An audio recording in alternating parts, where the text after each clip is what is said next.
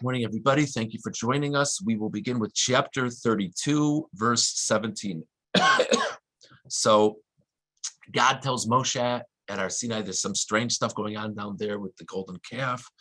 Moshe leaves God, comes down the mountain. Yoshua, of course, was stationed at a distance from Moshe, but sort of to be his devoted disciple. So Moshe and Yoshua are coming down to the people. And now verse 17, Vayishma Yoshua es kol ha'am b'reyo. Remember, we know that there are celebrations and sacrifices and bowing down to the golden calf below. Yoshua hears all this noise coming from the people. Vayomer el Moshe, and he said to Moshe, Kol milchama b'machana. There is a sound of war in the camp. In other words, you hear all these shouts and cries. There must be a war going on down there. Remember, it's been over a month since they've been with them. Who knows what's going on? And you're expecting to have like this serene scene, and there's all this noise. Verse 18. Of course, in modern day, if something like that were to have happened, they would have just assumed it was a large band from a wedding, but that's whatever. Verse 18, Vayomer ein kol anos kfura v'ein kol anos chalusha. Moshe Rabbeinu says to Yoshua, this is not a sound of a response of strength, nor a sound of a response of weakness. In other words, the implication of war is there's a victor and someone who's defeated. I don't hear either one of those sounds. Kol anos anochi shomea. I hear a voice of anos. What does anos mean? On the simplest of levels, anos seems to mean of declaration, of proclamation. In other words, Moshe says it's not a voice that's proclaiming victory. It's not a voice that's proclaiming defeat. It's just a voice. But the word anos is strange, and it's also strange what Moshe Rabbeinu was getting at, especially because he already knows the story. He knows. God told him what's going on down there. So does he know in great detail? But if he hears these sounds, he knows what's going on. So why does he give this very vague response to Yoshua? So let's start with Rashi. The second Rashi on Yud Ches, Kol Anos, Kol Chirufin v'Gidufin, this is a voice of it's like disgracing God, blasphemy. This is a blasphemous type of voice. What in the world does that have to do with the word anos? So inui is affliction. So Rashi explains that what Moshe Rabbeinu was saying is it's a voice of affliction that's painful to he who hears the voice. In other words, it's not an expression of pain, it's an expression that is painful to the one who hears it. So according to Rashi's pshat, first of all, it's an interesting pshat in the word anos, and also Moshe is alluding to what's going on down there. Without going into detail, Moshe basically is saying to Yeshua, there's bad stuff going on down there. It's not a war, it's a spiritual debacle. I mean, that's basically what he's saying to him. Let's see the Ramban. Ramban and Yudches, Kol anos anochi shomea. Einenu mipnei yediyaso hadavar. This expression that Moshe is saying, says the Ramban, is not an expression of his knowledge of what's going on. Ki omer kol anosu. I mean, he's basically just saying, I hear sounds. I mean, that's basically what he's not going with Rashi's pshat. Aval hatam ki Moshe av b'chachmahu umakir nigune hakolos. Moshe was not basing his words on what God had told him. Moshe was basing his words on his profound understanding of people. The Amar ki kol anos hu anishma love. He said to him, yeah, I hear this voice. But it's very interesting. The Ramban is explaining that what Moshe is saying to Yoshua is a fundamental understanding of what he's hearing, not a sneak peek based on what God told him. It's a really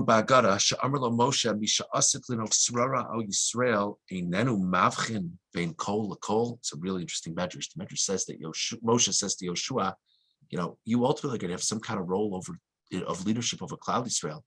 How can you not know the difference between one voice versus another voice, one cry versus another cry? V'nei Moshe ba'an v'sanuso hagdola lo higid ha'inyan liYoshua.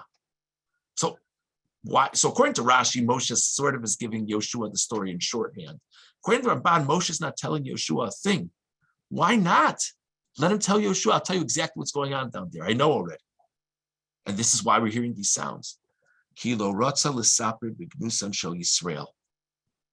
Moshe does not want to talk about the shortcomings of the Jewish people. So the Ramban is understanding that anos, and actually, if you look at the Targum Unclus says kal de mechaychen. De mechaychen means of like smiles. The Ramban is explaining that kol anos is a language of frivolity, that there's a spirit of frivolity going on.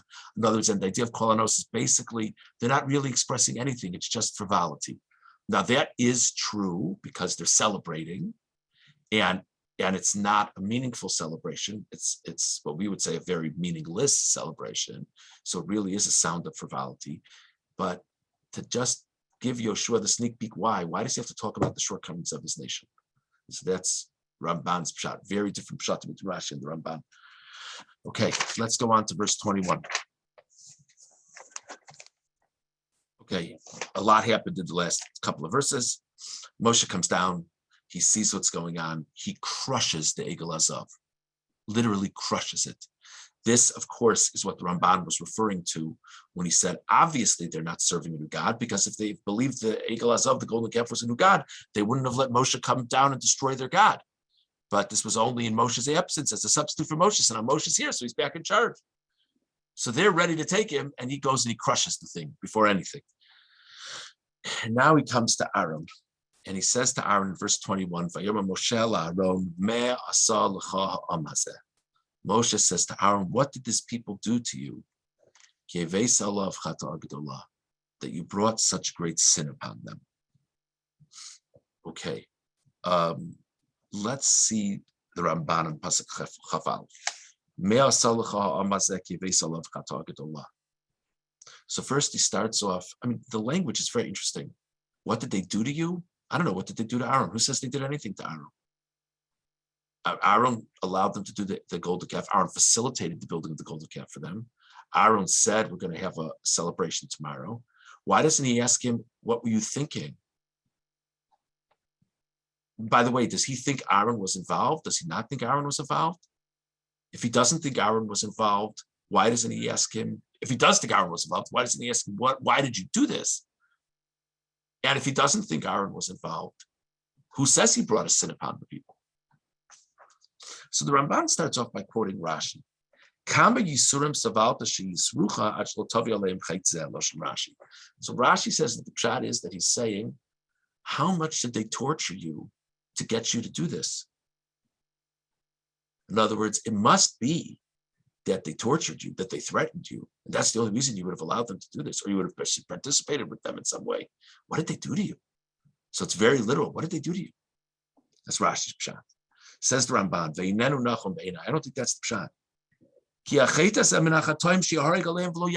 are three famous sins that we say if a person puts a gun to our head, do this sin or we'll kill you. Avodah zarah is one of those that you're supposed to let them kill you as opposed to doing it. So according to Rashi's pshat, it doesn't even make sense. Even if they did torture him, even if they did threaten him, Aaron should have said, so kill me if you must. So it's difficult to understand what Rashi thinks Moshe is saying to Aaron. Maybe this is Moshe's way of emphasizing how grave Aaron's sin was. Maybe he's saying to him, I can't fathom that you would have done this if not that they tortured you. I can't fathom that you did it even if they did torture you. But obviously they must have tortured you to even get you to this point. But the Ramban says what I really think the pshat is kihu kamo mea sisi mea voni mea chatasi lifnei avicha ki mevakeshes nafshi yomar ma'asina ha'isel ha'imam mazeh ki savav delashmida b'lchalosim. Ramban says, you know what Moshe's saying to Aaron? Moshe's not asking Aaron, wow, what did they do that compelled you to do this? It's, what did they do to you? Why do you hate them so much? What do you have against them? What did they ever do to you to earn your enmity that you would allow them to commit this sin? If you liked them, if you wanted what was best for them, surely you would have never allowed them to do this. Pretty strong words. Aaron is the one who, if they're doing something wrong, he should be telling them. And if they need atonement, he should help them get atonement. It would have been only sensible and appropriate for Aaron to have compassion on them and stop them.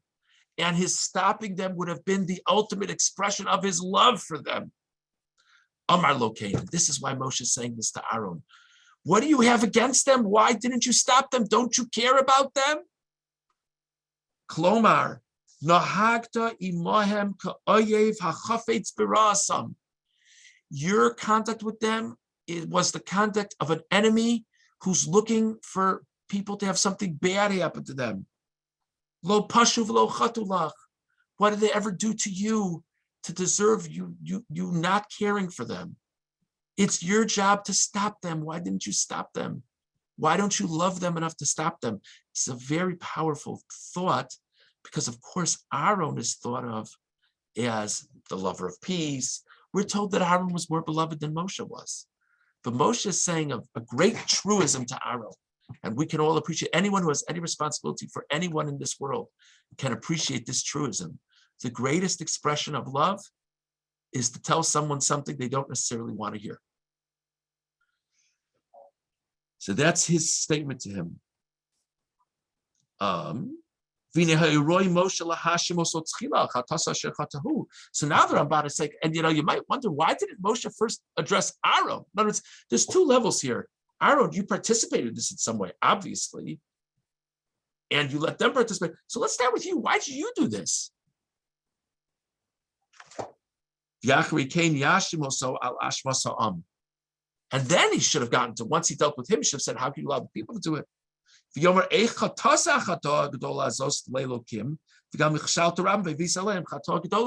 doesn't Moshe say, how could you perform this sin? And furthermore, you allowed them to perform this sin. Why doesn't he say it that way?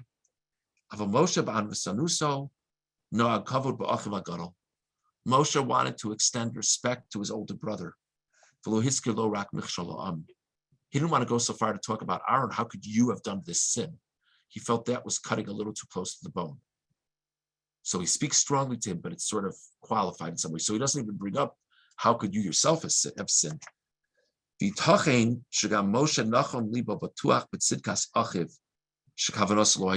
also possible, says the Ramban, that Moshe was confident that his brother would have never actually participated in the sin of the golden calf.